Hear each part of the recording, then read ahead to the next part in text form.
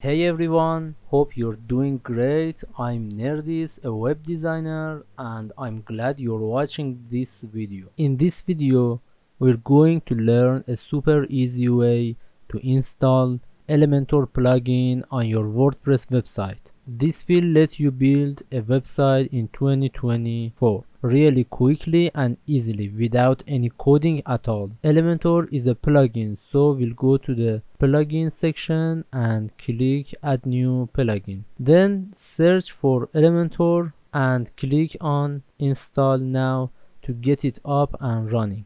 After few seconds, you can click on active to active Elementor plugin. After installation, Elementor will show you some setup option. You can just click skip to move on.